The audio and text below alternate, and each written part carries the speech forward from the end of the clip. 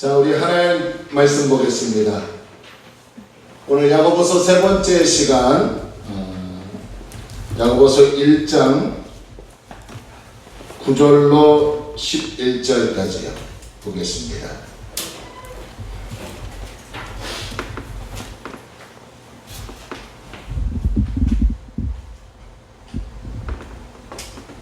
야고보서 1장 9절로 11절 말씀까지. 참 희한한 게요. 한 가정이 빠지면 또 다른 사람이 또 빠지고 그 희한하더라고요. 또 뭐 좀 어느 정도 인원이 있으면 또 빈자리가 그렇게 안 날 텐데, 그처럼 또 인원이 없는 가운데 또 빠지면 빈자리가 참 크네요. 야고보서 1장 9절로 11절까지 우리 다 잘했으면 아멘 합니다. 자, 우리 석절밖에 안 되니까요, 우리 함께 읽도록 할까요? 시작. 낮은 형제는 자기의 높음을 자랑하고 부한 자는 자기의 낮아짐을 자랑할지니 이는 그가 풀의 꽃과 같이 지나갑니다. 해가 돋고 뜨거운 바람이 불어 풀을 말리면 꽃이 떨어져 그 모양의 아름다움이 없어지나니 부한 자도 그 행하는 일에 이와 같이 세장하리라. 자, 9절과 10절 보면 자랑이라는 말이 있습니다. 여러분들 요 단어를 기억하시고 우리 하나님 앞에 귀한 말씀에 은혜를 받는 시간이 되길 원합니다. 따라서 합시다. 우리는 무엇을 자랑하는가? 이렇게 힘이 없어, 인원이 없어도 정직하게 합시다. 우리는 무엇을 자랑하는가? 이 제목을 가지고요, 함께 은혜를 나누고자 원합니다. 지난 10월 25일에 여러분은 뉴스를 통해서 소식을 들었죠? 삼성그룹의 이건희 회장이 별세했다는 소식을 들었습니다. 저도 뭐 듣고 왜 이때일까? 뭐 이런 생각도 좀 해봤어요. 코로나19로 인해서 가족 장례를 치렀지만 그럼에도 불구하고 그 장례에 많은 유명 인사들이 조문을 했습니다.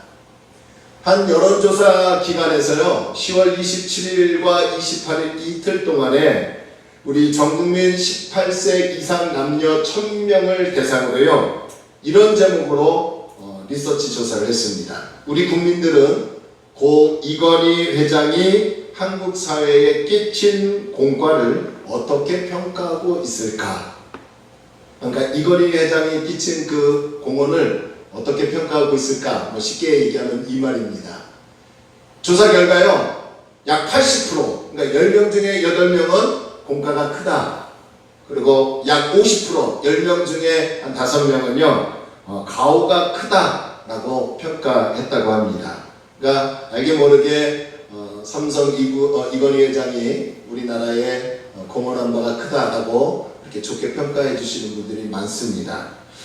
맞습니다. 그분은 삼성그룹을 통해서 우리나라를 전 세계에 알리는데, 위상을 높이는데 크게 공헌은 했습니다. 하지만 그럼에도 안 좋은 결과와 안 좋은 열매들이 많이 있습니다. 제가 그분을 잘했다 잘못했다 판단하기 위해서 이건희 회장의 이야기를 설교로 시작하는 것은 아닙니다. 제가 말씀드리고 싶은 요점은 이것입니다. 우리나라 사람들은 아마 고 이건희 회장이 갖고 있는 그의 부유함을 한 번이라도 부러워하지 않을 사람이 없을 정도로 그분은 정말 우리가 가히 생각할 수 없고 상상할 수 없는 엄청난 부를 갖고 계신 분이었습니다. 그분은 생전에 자신이 이어받은 재산과 또 늘린 그 부유함과 또 삼성그룹을 통해서 자신이 성공한 것에 대해서 많은 사람들에게 자랑을 했습니다. 하지만 그분의 인생 말로는 수년 동안 병을 앓다가 세상을 떠나가 버렸어요. 그분이 세상을 떠날 때 그가 쌓아 올린 그 부를 단 1푼이라도 가져간 적이 없습니다. 못 가져갔어요. 그리고 그의 부유함은 고 이건희 회장을 떠나버렸고, 그의 부유함과 성공은 고 이건희 회장의 인생을 지켜주지 못했습니다.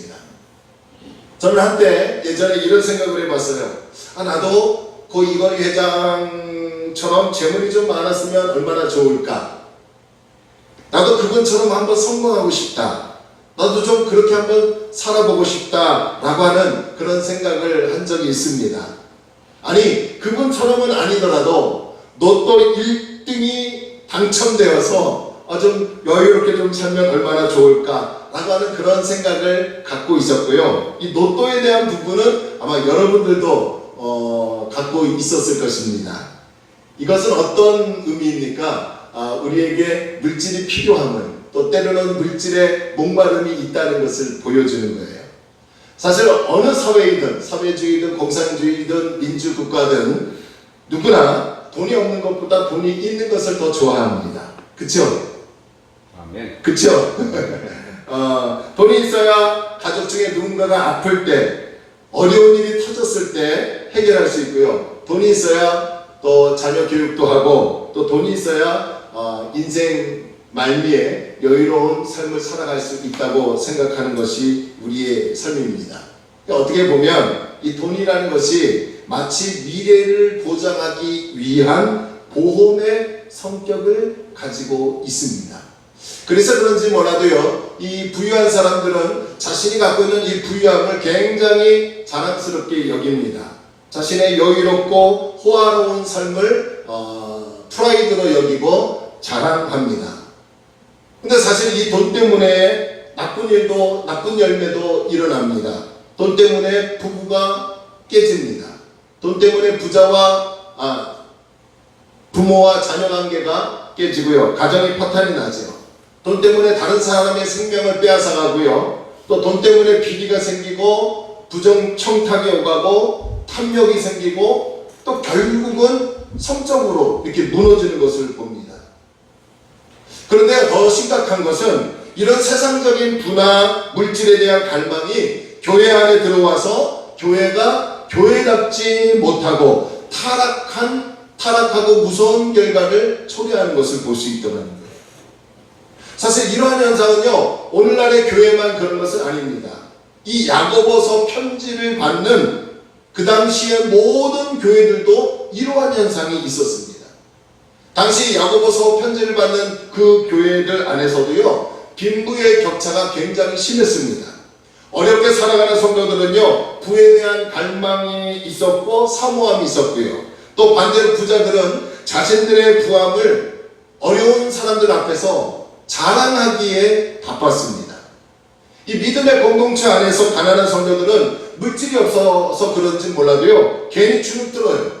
의기소침하고 신앙의 힘을 잃어버리고 있었습니다. 뿐만 아니라 부유함을 얻고자 성도가 성도로서의 삶을 살아내지 못했다는 거예요. 이에 반면 부자들은요, 가난한 성도들 앞에서 점점 거만해집니다. 쳐다보지도 않아요. 인사도 안 하고요, 내 옆에 앉아 예배드리는 것도 꺼려하더라는 거예요. 이것이 그 당시의 교회도 그렇고 오늘날의 교회도 그러한 현상이 일어나더라는 거죠. 고대 시대의 문화는요, 체면을 굉장히 중요시 여겼다고 합니다. 그리고 수치를 받는 것, 그리고 자랑하는 것, 존경받는 것, 이거를 굉장히 중요시 여겼고요. 특히 로마 제국에 속해 있는 나라들 가운데서는 더 그랬다는 거예요. 그런데 부자들은 저절로 존경을 받았어요. 땅의 지주들은 저절로 그런 사람들에게 인정을 받게 됐고요. 수치받을 일이 없고, 그래서 자신의 부함과 성공을 아주 그냥 드러내고 자랑을 늘어놓았습니다. 어디서요? 교회에서 그랬다는 거예요.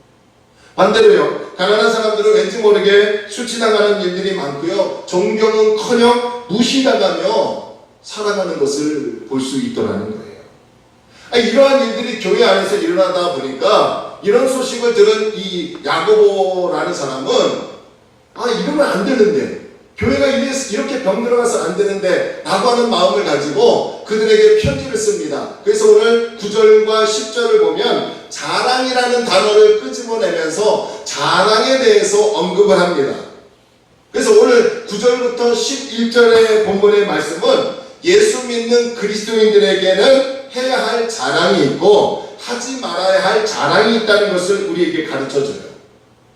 자, 그러면 예수 믿는 저와 여러분들이 해야 할 자랑은 무엇입니까? 자, 우리 한 절 한 절 우리 하나님의 말씀을 살펴보도록 하겠습니다. 본문 9절을 한번 봅시다. 한번 9절을 한번 볼까요? 9절을 보면 자, 이렇게 기록이 되어 있죠. 우리 함께 읽을까요? 시작. 낮은 형제는 자기의 높음을 자랑하고. 자, 낮은 형제다라고 합니다. 여기에서는 다른 성경에서는 비천한 사람이라고 얘기합니다. 자, 낮은 형제는 누구를 얘기하느냐? 사회적으로 힘이 없고 경제적으로 가난한 성도들을 얘기하는 거예요. 그런데 성경은 그렇게 사회적으로 힘이 없고 물질이 없어 가난한 성도들은 자랑할 것이 없다고 주눅들 것이 아니라 오히려 자기의 높음을 뭐 하라고요? 자랑하래요. 여러분, 좀 이 말이 좀 이상하지 않습니까? 힘도 없고 어렵게 사는 사람들은 솔직히 자랑할 것이 없다고 생각을 합니다. 오히려 부자들을 부러워하고요, 없는 것에 대해서 스스로 부끄럽게 생각을 합니다. 자, 이런 마음은요, 오늘 우리에게도 있더라는 거죠. 경제적으로 어려움을 당하는 것이 부끄러운 일이 아닌데도 불구하고 은연중에 우리는 부끄럽게 생각하고 내 인생의 초라한 존재같이 마치 여겨지는 삶을 살아가고 있더라는 거예요. 그러나 성경은 절대로 그런 마음을 뭐하라고요? 갖지 말라는 거예요. 자, 그러면 9절에서 자기의 높음을 자랑하라라는 말은 어떤 말씀일까요? 이 자기의 높음이라는 말은요, 예수를 믿음으로 천국의 시민이 되어 장차 하나님의 나라, 할렐루야, 천국을 유업으로 받는 영광에 참여하게 된 사람이 자기의 높은 사람이에요. 자, 좀 더 쉽게 말하면요, 에베소서 2장 4절로 6절의 말씀을 보면 아주 쉬운 성경으로 보면 쉽게 이해할 수 있습니다. 자, 여러분 앞에 한번 스크린을 보세요. 에베소서 2장 4절로 6절의 말씀을 쉬운 성경으로 이렇게 번역을 했어요. 4절. 그러나 하나님은 어떠하시다고요? 자비로우시고 우리를 어떻게 한다고요? 너무나 사랑하셔서 그냥 내버려두지 않으신대요. 할렐루야. 하나님은요, 우리를 너무나 사랑하셨대요. 아니, 지금도 사랑하신대요. 앞으로도 사랑하실 거예요. 그래서 어떠한 상태에 있는 우리를 그냥 내버려두지 않았다고요? 5절 보세요. 하나님의 뜻을 따르지 않아 영적으로 뭐한 우리요? 죽은 우리. 아담 이후로부터 그 죄가 유전이 되어 하나님의 모든 인간은 다 죄성이 있고 타락하고 그 죄로 인하여 다 죽어있는 상태 아닙니까? 영적으로 죽어있는 저와 여러분들에게 누구를 믿게 했어요? 예수 그리스도. 예수 그리스도를 통하여서 무엇을 줬다고요? 새 생명. 할렐루야. 육적으로 다시 태어난 게 아니라 영적으로 다시 태어났다는 거예요. 이것을 거듭남, 중생, 다른 말로 하나님의 은혜로 죄와 죽음에서 구원받았다는 거예요. 아멘. 여러분, 저와 여러분이 예수님을 통해서 하나님 앞에 구원받은 줄로 믿습니다. 이것이 뭐라고요? 하나님의 은혜라는 거예요.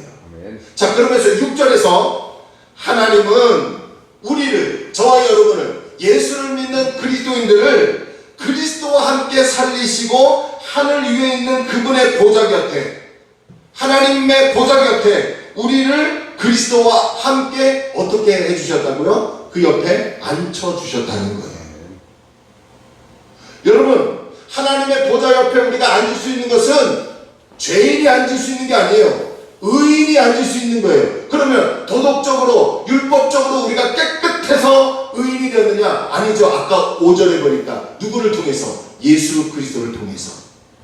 그분이 나를 대신해서 십자가에 달려 죽으시고 부활하셔서 그분을 믿음으로 우리가 죄에서 자유함을 얻어 하나님의 새 생명을 얻었고 믿음의 의인이 된 거예요.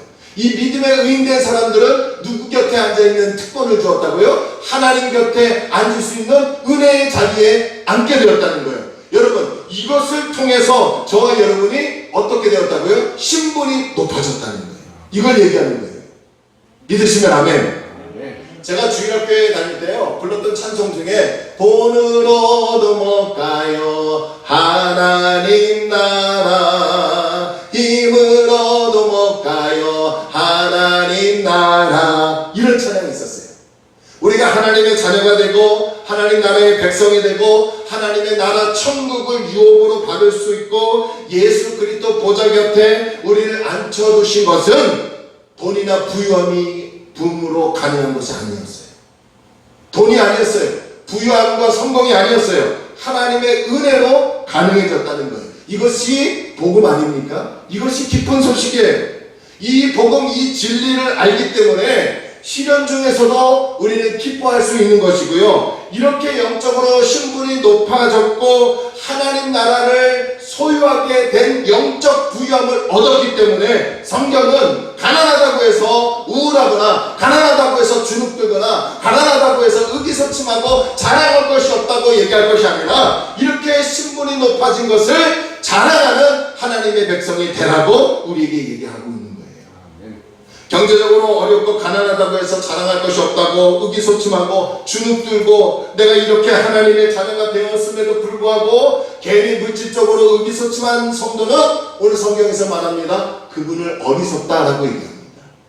하지만 이렇게 하나님의 자녀가 되고 하나님의 나라의 백성이 되고 하늘 위에 계시는 하나님 보좌 곁에 앉아있는 신분이 되었다는 것을 우리는 자랑할 수 있는 거룩한 그리스도인이 되어야 될 줄로 믿습니다. 우리가 이 세상에 언제까지 살아갈 수 있는지는 잘 모릅니다. 아무도 모르죠. 그러나 세상에 머무는 동안 끝까지 복음이신 예수님만을 무엇보다 존귀하게 여기며 그분을 참자랑으로 여겨 살아가는 그리스도인이 되어야 될 줄로 믿어요. 그런데 안타까운 것은요, 오늘날 교회 안에서 이게 문제예요. 믿지 않는 세상은 그렇다 치고요, 이 교회 안에서 어떤 공식이 허용되는지 아십니까? 부유함은 축복이고 축복은 능력이라고 생각한다는 거예요. 쉽게 얘기하면 어떤 사람이 성공해서 돈을 많이 벌면 그 사람은 복을 받은 사람이고 복 받은 사람은 능력이 있다고 생각하는 거예요. 반대로요, 가난은 복을 받지 못한 사람이고요, 복을 받지 못한 사람은 무능하다고 생각하는 거예요. 자랑할 것이 없대요. 이게 여러분 교회 안에서 이루어지고 있더라는 거예요. 그런데 성경은 정반대로 경제적으로 어렵고 힘들더라도 가난하더라도 우리가 하나님의 자녀가 되었고 예수 그리스도 보좌 곁에 앉아 있을 수 있는 영적 신분이 높아진 것을 믿고 이것을 자랑할 수 있는, 이것으로 힘을 내고 소망을 가지는 그리스도인이 되어야 한다는 거예요. 영적으로 신분이 변화되고 높아졌으니까 주눅들지 말라는 거예요. 영적으로 하나님의 나라를 유업으로 받을 수 있는 부유함을 얻었으니 자랑할 것이 없다고 의기소침하지 말라는 거예요. 생명 다할 때까지 나를 구원하여 주셔서 영적 신분을 높여주신 예수님만을 자랑하며 사는 저와 여러분이 되기를 주님의 이름으로 축원합니다. 만약 그렇게 살지 못한다면요, 가난 때문에 비참한 것이 아니라 그렇게 영적으로 신분이 높아진 것이 되었는데도 불구하고 그것을 깨닫지 못하고 분별하지 못하는 것 때문에 더 비참하게 살아갈 수밖에 없더라는 거예요. 그래서 여러분, 이것을 깨닫는 것이, 이것을 깨닫고 분별하는 것이 지난주에 말씀드린 것처럼 뭡니까? 지혜입니다. 지혜. 자, 그러면 이제 우리가 하지 말아야 할 자랑은 무엇일까요? 본문 10절 한번 봅시다. 10절을 보면요, 부한 자는 자기의 낮아짐을 자랑할지니 라고 합니다. 자, 부한 자는 당연히 누구를 얘기할까요? 교회 안에 있는 부자 성도들을 얘기하는 거예요. 땅을 갖고 있는 사람들, 종을 지배하는 사람들, 이런 주인들. 자, 그런 부유한 성도는 무엇을 자랑하라고 합니까? 자기의 낮아짐을 자랑하라고 합니다. 자신이 갖고 있는 부유함, 자신이 갖고 있는 재산, 자신이 갖고 있는 땅, 자신이 갖고 있는 성공을 자랑하라는 것이 아니에요. 자기의 낮아짐이란 무엇일까요? 이건요, 예수를 믿음으로써 내가 하나님의 종이 되었다는 것을 얘기하는 거예요. 예수를 믿음으로 내가 하나님의 종이 되었다는 것. 이것을 깨닫는 사람은 내가 하나님의 종이다라는 것을 자랑스럽게 여긴다는 거예요. 예나 지금이나 부유한 사람들은요, 교회 안에서 어느 누구에게나 자신의 성공을, 자신의 부유함을 자랑합니다. 이런 사람들의 거의 태도는요, 거의 대부분 교만합니다. 특별히 정말 안타깝고 심각한 것은요, 저를 비롯해서 우리 한국의 많은 목회자들이 이러한 부유한 사람들 앞에서 머리를 숙이고 그들의 생각과 뜻에 맞춰 목회를 하려고 한다는 것이 문제예요. 왜 그럴까요? 그분들이 내는 헌금이 많기 때문에 그런 거예요. 이게 거의 대부분 우리 한국교회가 그렇다는 거죠. 저도 그럴 수 있는 거예요. 그래서 여러분, 제가 변질되지 않도록 여러분이 많이 기도해 주시기를 바랍니다. 네. 장로님만 안 하시네. 할렐루야. 네. 그러다 보니까 교회 안에 문제가 생겨요. 교회 안에 차별이 있어요. 목사가 누구는 사랑해주고 누구는 뭐 그냥 거들떠보지도 않고, 또 목사가 그러다 보니까 중직자들도 목사처럼 다른 성도들을 똑같이 대합니다. 그러니까 시기가 있고 질투가 있어요. 어떻게 하면 나도 목사님께 잘 보일까? 돈 벌어야겠다. 나도 성공해야겠다. 이런 마음으로 부단히 열심히 일해서 갖다 바쳐요. 갖다 바치면 목사라는 사람은 자신의 개인적인 유익을 위하여 사용합니다. 공동체 안에서 생명 살리고 지역사회를 위하여 쓰지 않더라는 거예요. 이런 재정사고가 여러분 피드수첩이나 방송을 통해서 우리가 얼마나 많이 들었어요. 그런 가운데 시험 들고 교회가 분쟁이 생기고 분파가 생기는 거 아니겠습니까? 오늘 한국교회 또 야고보서 편지를 받는 그 당시 2000년 전의 초대교회도 이런 현상이 있더라는 거죠. 그런데 성경은 분명하게 말씀합니다. 경제적으로 부유하고 사업에 성공을 하고 땅을 많이 갖고 종들이 수십 명이 있더라도, 그 어떤 일이 잘 되어 여유가 있더라도 절대로 자신의 부유함과 자신의 소유와 자신의 성공을 무엇하자고 합니까? 자랑하지 말라는 거예요.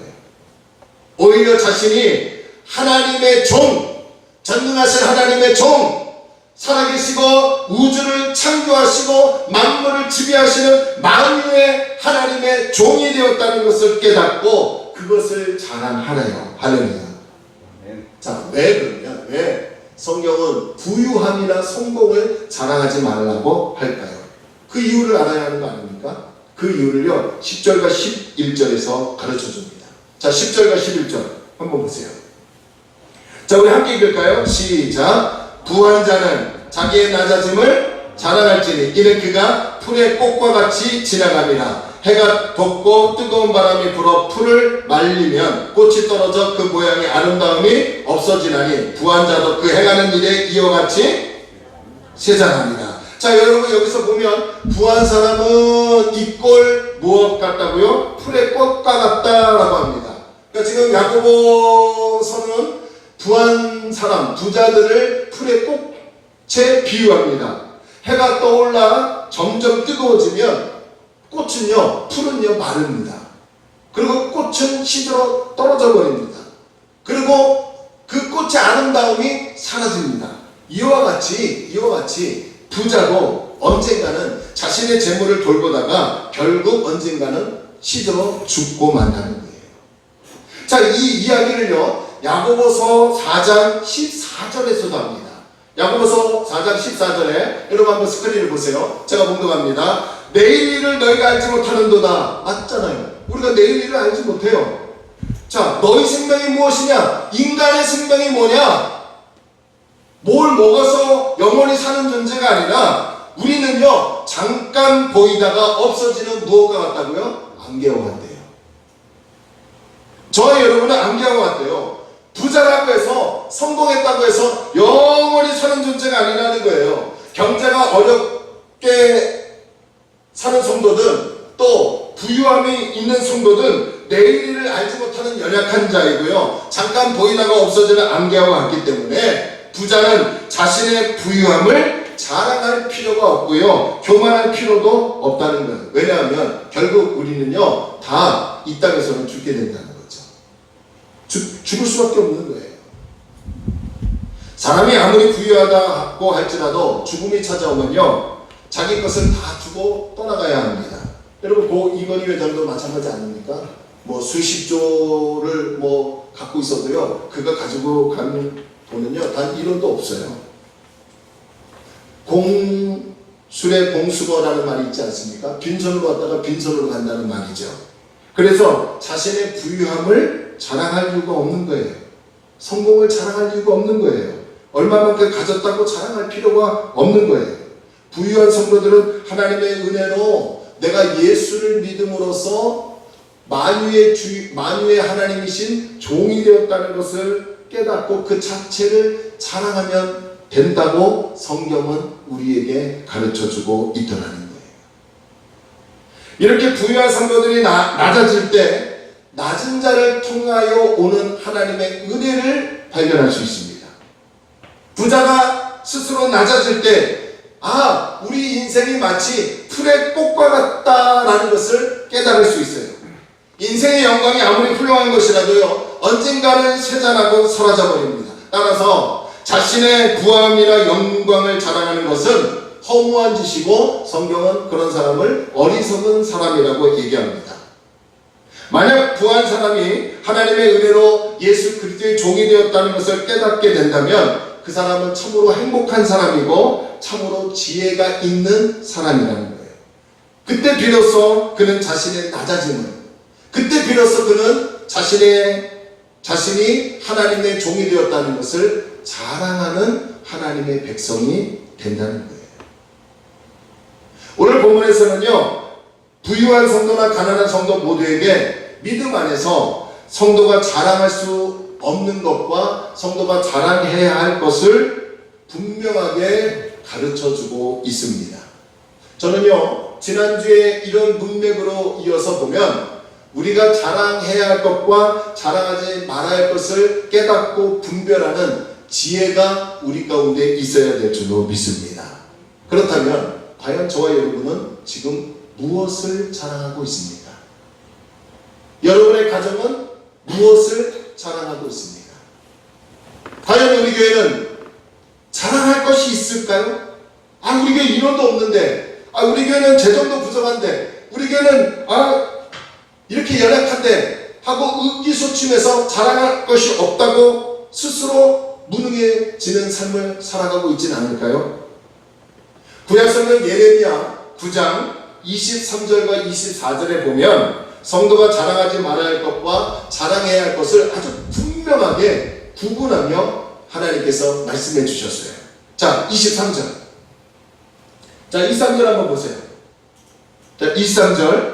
자, 성도가 자랑하지 말아야 할 것이 뭐냐? 자, 분명히 여러분 기억하세요. 여호와께서 우리에게 이같이 말씀하셨어요. 지혜로운 자는, 여기서 지혜롭다라는 말은 하나님이 주신 지혜든 세상의 악한 마귀가 주는 지혜든 하여튼 다른 사람들보다 분별이 있고 깨닫고 지혜가 있는 사람들은 그 지혜를 무엇하지 말라고요? 자랑하지 말래요.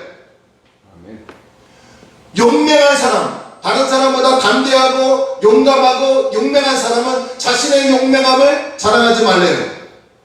그리고 또 어떤 사람을 얘기합니까? 자기가 갖고 있던 부모로부터 받은 유업이든 아니면 자신이 벌어서 성공한 듯 자신이 갖고 있는 부유함을 절대로 자랑하지 말래요. 근데 이 말은 그거예요. 나는 이런 사람이다. 나는 이런 사람이다. 내가 이렇게 했다. 라고 하는 것을 드러내지 말라는 거예요. 24절. 자, 24절. 함께 읽읍시다. 24절. 그러면 우리는 무엇을 자랑해야 하느냐? 야고보서는 아까 하나님의 백성이 된 것, 하나님 나라를 유업으로 받을 수 있는 것, 또 하나님 보좌 곁에 앉을 수 있는 그런 특권, 높은 신분에 대해서 우리에게 자랑할 것을 얘기했다면 구약성경 예레미야서는 우리가 뭘 자랑해야 하느냐? 자, 여러분 24절 보세요. 함께 읽을까요? 시작. 자랑하는 자는 이것으로 자랑할지니 곧 명철하여 나를 아는 것과, 여기서 나는 누구예요? 선지자가 아니에요. 목사가 아니에요. 누구예요? 하나님이에요. 나를 아는 것과 나 여호와는 무엇과 무엇과 시작. 사랑과 정의와 공의를 땅에 행하는 자인 줄 깨닫는 것이라. 나는 이러한 일을 기뻐한대요. 그 이러한 일이 뭐예요? 나를 아는 것과, 하나님은 사랑이 많으시고 하나님은 정의로우시고 하나님은 공의로우다라고 하는 것을 자랑스럽게 여기는 사람들을 하나님은 기뻐하시네요. 할렐루야. 할렐루야. 여러분, 근데 여러분, 우리가 작은 교회지만 괜히 주눅 들 것도 없고요. 우리가 조금씩 앞으로 성장할 것을 기대하면서 사람들이 모일지라도 그 어느 중에 성공한 사람이 있다고 해서 그 사람, 어떤 사람이 정치인이 우리 교회에 오고 누가 온다고 해서 그 사람이 우리 교회의, 우리 신앙의 프라이드가 되어서는 안 된다는 거예요. 아멘. 하나님만을 자랑스럽게 여기고, 하나님은 사랑이 많으시고 정의로우시고 공의로우시고 긍휼이 많으시고, 하나님은 우리에게 놀라운 은혜로 채워주시는 좋으신 분입니다 라고 하는 것을 프라이드로 여기라는 거예요. 그러한 사람을 하나님이 뭐라고 합니까? 기뻐하신대요. 아멘. 한동안요, 제가 부목사로 있을 때 뭐 평택에 있으든 구리에 있으든 어떤 그런 사람들이 있었어요. 내가 이렇게 한동안 90년대에는요 아메이가 유행했어요. 아메이. 그래서 평택에서 막 아메이를 막 하는 분들이 있었어요. 근데 자기가 다이아몬드까지 올라가고 어느 순간에 막 승합차 끌고 있었던 분이 벤츠를 끌고 가고요, 막 서울 여기에 뭐 어디에서 막 모임하는데 교육을 시키고 몇백 명 앞에 자기가 성공한 케이스를 얘기하는 그런 강사가 되고요. 가만히 있어도 자기 밑에서 많은 사람들이 일을 해서 수익을 내는 그런 수준까지 올랐어요. 그분이 저한테도 얼마나 그 자신이 그렇게 올라가고 있다는 것에 굉장히 자랑을 했어요. 그 당시에는 제가 이제 전사님이었어요. 전사님, 제가 이런 사람이에요. 이렇게 했어요. 이렇게 했어요. 이렇게 됐어요. 제가 이렇게 됐고요. 우리 가정이 이렇게 됐고 이렇게 했어요. 그걸요 한 번만 얘기하면 되는데, 만날 때마다, 누구를 만날 때마다 자신이 다이아몬드 언유에서 이런 수익을 갖고 있다 자랑하더라고요. 안타까운 것은 그분이 안수기사님이고 와이프는 지사님인데요, 안타까운 것은 그분의 입술 속에서 단 예수, 하나님이라는 단어가 나오질 않다. 그러면 오늘 예레미야 9장 23절과 24절의 말씀을 빗대어 보면 하나님은 그러한 자랑을 기뻐하지 않는다는 거죠. 여러분, 바라기는요, 오늘 야고보서에서 우리에게 도전하는 건 뭐냐면, 내가 없다고 해서 의기소침하고 자랑할 것이 없다고 해서 주저앉는 그런 성도 되지 말아요. 내가 하나님의 자녀가 되고 하나님 천국을 소유하는 영적 부유함과 예수 그리스도 곁에 앉을 수 있는 영적 신분이 높아진 것을 자랑할 수 있는 저와 여러분이 되길 주의 이름으로 축원합니다. 또 언젠가 하나님이 우리에게 은혜와 복을 주셔서 우리가 정말 여유롭고 좀 넉넉하게 살고 다른 사람들보다 좀 상위 클래스에 올라가는 반열에 만약에 서게 된다면 절대로 나의 부유함을 자랑하지 말고 내가 예수 믿어 전능하시고 창조주이신 하나님의 종이 되었다는 것을 낮아짐으로 그것을 자랑할 수 있는 저와 여러분이 되길 주의 이름으로 축원합니다. 그래서 우리는 하나님이 주신 지혜가 있어야 돼요. 하나님이 주신 지혜가 있어야 무엇을 자랑하고 무엇을 자랑하지 말아야 한다는 것을 분별하고 깨달을 수 있습니다. 바라기는 끝까지 예수 그리스도만을 자랑하고 예수 그리스도만을 높이고 우리 하나님은 이러한 하나님이시라고 하나님을 높여 그분을 자랑하는 거룩한 그리스도인이 되기를 주의 이름으로 축원합니다. 할렐루야. 우리 함께 찬양합시다. 우리 찬송가입니다. 우리 주 예수보다도 귀한 것은 없네, 이 세상 부귀와 바꿀 수 없네. 우리 이 찬양 우리 함께 찬양합시다.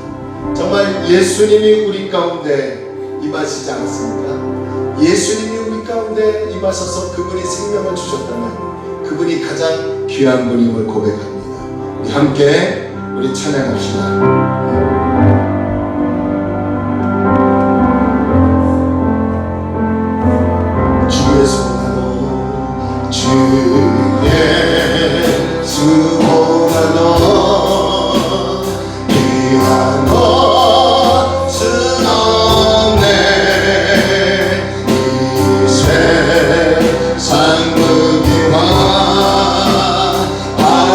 수 없네.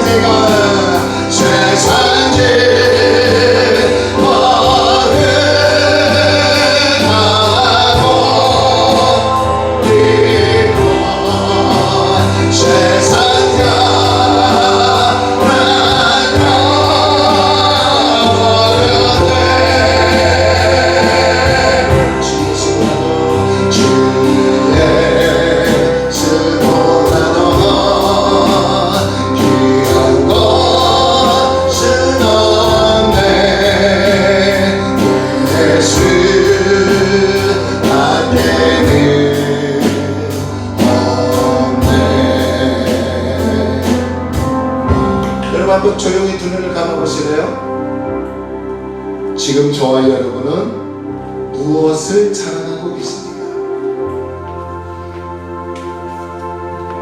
우리는 지금 무엇을 자랑하고 무엇에 의해 의기소침하고 주눅이 들까요?